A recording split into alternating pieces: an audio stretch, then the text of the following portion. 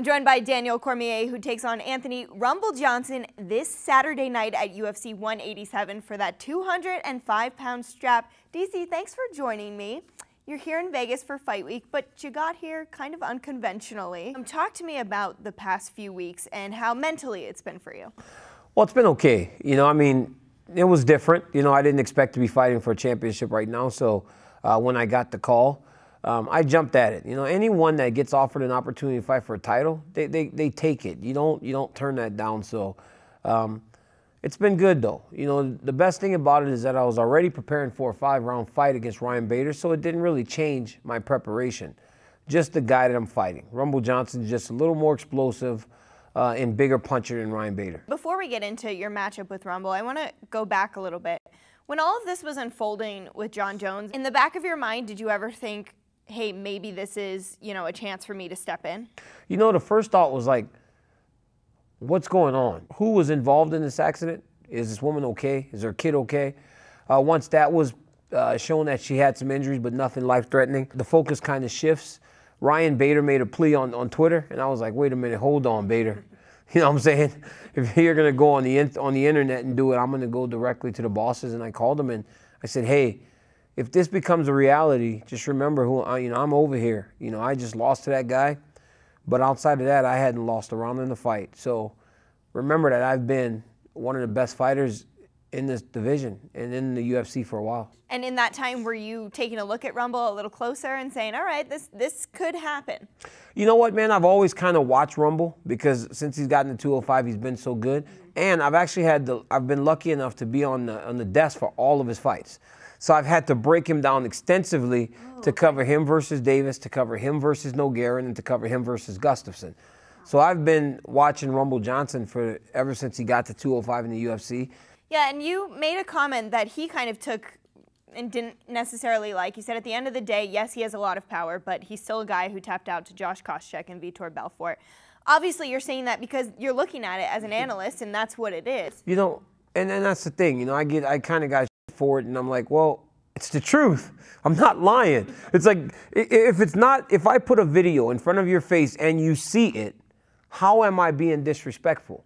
How am it's the truth. I lost to Jon Jones. Can I get mad about that? No, it's the truth. I lost to the dude. Sure. Jon Jones took me down. It pisses me off, but it's the truth. I'm not lying about Anthony Johnson. I'm telling the truth. He fought well for a while against Koscheck, and then he got choked out. Fought well for a while against Vitor, and then he got choked out. That's the truth. I know that he's a different man at 205.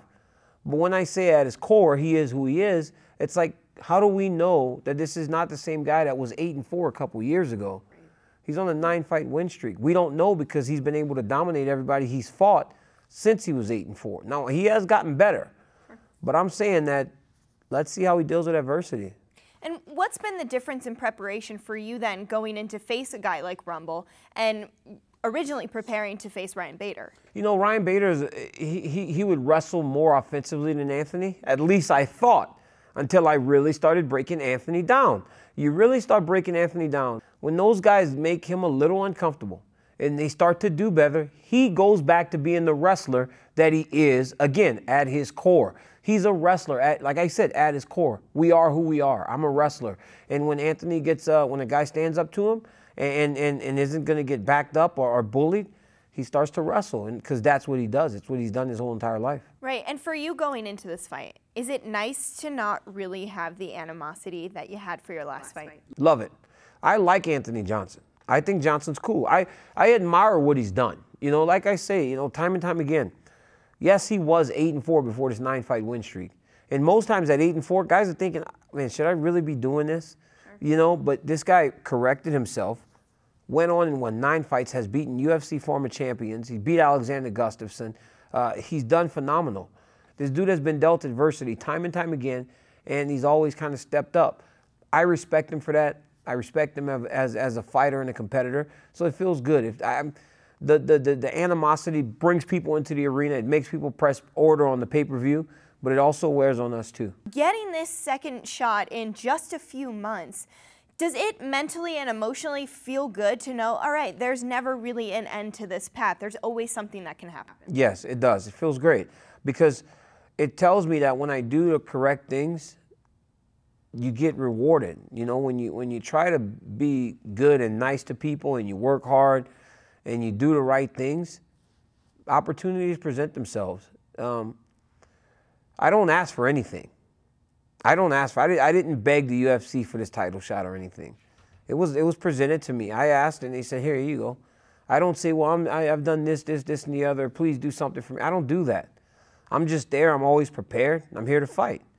You also do the right things to prepare for when you do get inside the cage. Obviously, you've got a great team up at AKA, but now you had Cain Velasquez for this fight. Came back from injury. He's fighting in just a few weeks in Mexico City. Having Cain back in the room with you, how much of a difference does that make? It's a huge difference because as much as my guys gave everything they had leading into the Jones fight, they're smaller guys. With Velasquez, there's no rest. If there's a key to this victory, it's going to have to be my ability to push Anthony for a really, really long, hard time. If you're preparing for that type of grinding, hard fight, who better than Cain Velasquez to help you prepare? We just went hard, man, and prepared, and I feel great. What can fans expect from your fight with Rumble on Saturday night? A great fight. It's going to be a war. I know Rumble hits hard. I know he has big power. He's confident, but I'm not going anywhere. I'm going to be in that dude's face from start to finish.